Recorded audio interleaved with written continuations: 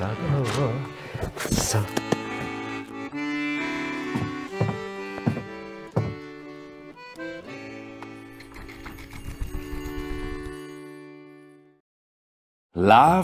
i miš.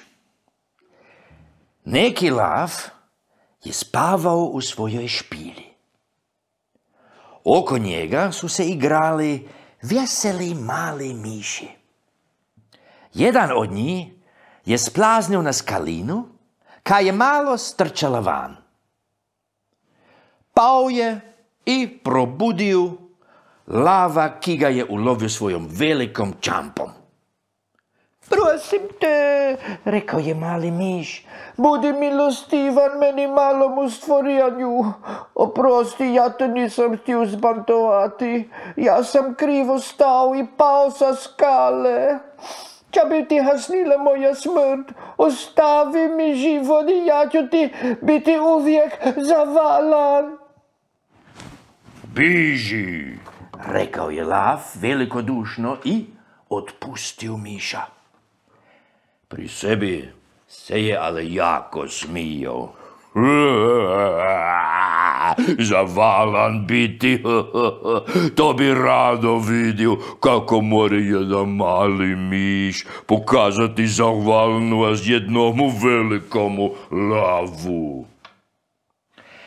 Kratko potom je ov mali miš bižao kroz lozu i iskao orihe. Na jednoć je čuo nekoga strašno ruti. To je moj velikodušni lav, gluši ko da bi bil u pogibjeli, rekao je pri sebi i velik protelkao tamo. Onde vidi lava zapletena u jaku mrižu. Lovci su tajno rastegnuli mrižu s kojom su lovili životinje. Uža su se tako zatjegnula da lav nije mogao niti svojimi oštrimi zubi, niti svojimi jakimi čampami raskinuti mrižu. Čekaj moj prijatelj, veli mu mišić, ovdje ti ja znam najbolje pomoći. Protekao je k njemu i pregrizao uža s kimi su bile zapletene najprnje lavove čampe. Kad su bile ovije slobodne, mogao je lav raskinuti mrižu i se tako osloboditi.